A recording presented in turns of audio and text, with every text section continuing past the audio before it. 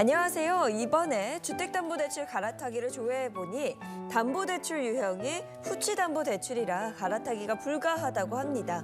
보통 아파트를 분양받으면 중도금 대출을 이용하다가 마지막 입주 전에 잔금대출로 갈아타기를 할 때 후치담보대출을 받는 걸로 알고 있습니다.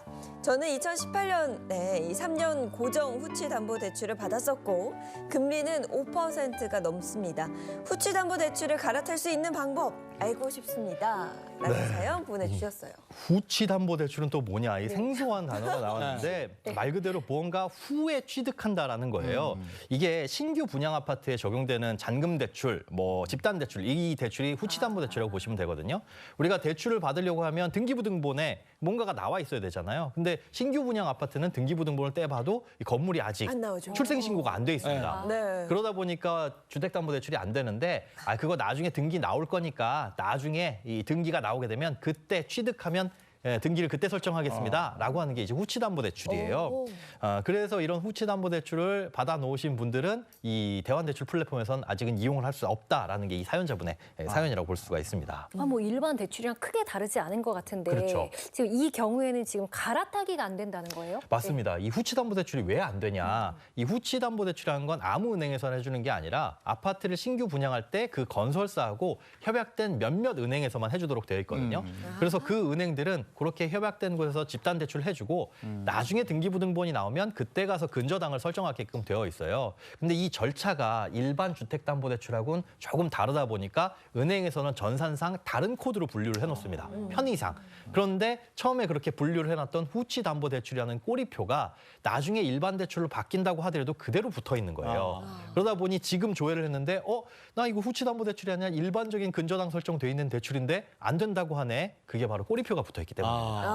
꼬리표를 안 떼주는구나. 그리고 이게 보니까 재개발, 재건축 때 네. 그때 주로 이제 있는 거네요. 그렇습니다. 그죠? 신규에 아예 아파트를 처음 지을 때도 있고 재개발, 재건축할 때는 아예 등기부등본이 새로 나오는데 이런 대출을 쭉 그냥 안 갚고 처음 받은 대출을 갈아타지 않고 계속 갖고 계신 분들은 이 꼬리표가 딱 붙어있기 때문에 갈아탈 수가 없는 계속 겁니다. 따라다니네. 이걸 안 뗀다는 거네요, 그 꼬리표를. 네, 이걸 왜 안 뗐냐면 사실 안 떼도 상관이 없었거든요. 네. 기존까지는 아무런 문제가 없었고 은행에서 전산상, 평인상 분리만 해놨는데 지금 대환대출 플랫폼이 생기다 보니까 이 대출이 다른 대출로 인식이 돼버리는 거예요. 그러다 보니 이제 문제가 생겨서 정부에서도 이 꼬리표를 뗄 수 있도록 지금 전산상 개발을 하고 있다라고 하니까 조금 기다리시면 좀 될 것 같습니다.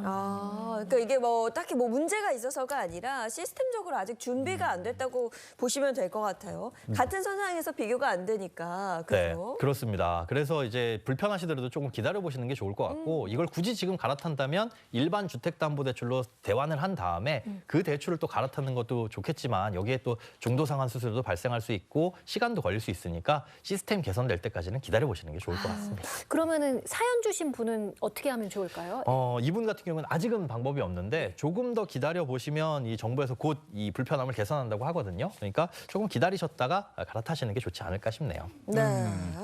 자, 고금리 시대 엄청난 흥행을 하고 있는 대출 갈아타기 서비스 오늘 소개를 해드리는데 주택담보대출의 경우에 지난 1월 9일에 시작이 됐는데요.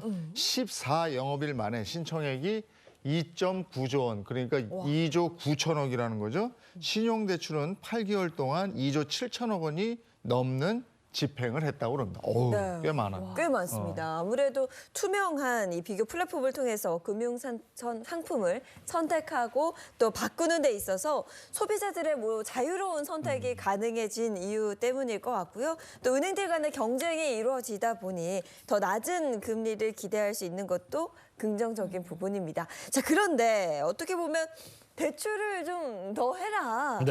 금리 낮게 바꿀 수 있다. 이렇게 네. 뭐 유도하는 건 아닐까 싶기도 해요. 그런데 사실상 이 대환 대출이라는 게요. 기존에 갖고 있던 대출이 있어야만 이걸 갈아탈 수 있는 거잖아요. 그러다 보니까 뭐 한도를 조금 더 늘리지 않는 이상은 그 가계부채 한도가 크게 늘어날 것 같지는 않아요. 그래서 일각에서 괜히 대환 대출 때문에 대출 규모, 가계부채 문제가 더 심각해지는 거 아니냐라고 이제 우려를 하시는 분들도 있는데 정부의 이제 취지는 사실상 고금리의 대출을 좀 더 저금리로 쉽게 갈아탈 수 있도록 만들자. 이게 취지고 실제로 이게 총량에 얼마나 영향을 미치는 갈라지는가는 조금 더 지켜봐야 될 것 같습니다. 그런데 이제 문제는 신규로 대출을 받으러 가시는 분들의 금리는 굉장히 높은데 기존의 대출을 갈아타시는 분들의 금리는 굉장히 낮게 형성이 되어 있어서 이거 너무 이 형평성이 어긋나는 거 아니냐라는 좀 불만들이 있어요. 요건 한번 지켜보셔야 될 것 같고, 그리고 이제 어제부터 스트레스 DSR이라는 게 도입이 됐거든요. 핵심은 앞으로 변동금리 대출을 받게 되면 기존보다 한도를 조금 더 낮춰서 잡겠다라고 하는 겁니다. 그래서 요것도 이제 점차 강화돼서 시행이 되는 거니까 대출을 갈아타실 분들이나 신규 대출을 받으실 분들은 변동금리 대출보다는 고정금리 대출이 조금 더 유리할 수 있으니 요건 두 가지를 한도를 잠 비교를 해보시고 결정을 하시는 게 좋을 것 같습니다. 알겠습니다. 오늘 대출 갈아타기에 대해서 알아봤습니다. 고맙습니다. 네, 고맙습니다. 고맙습니다.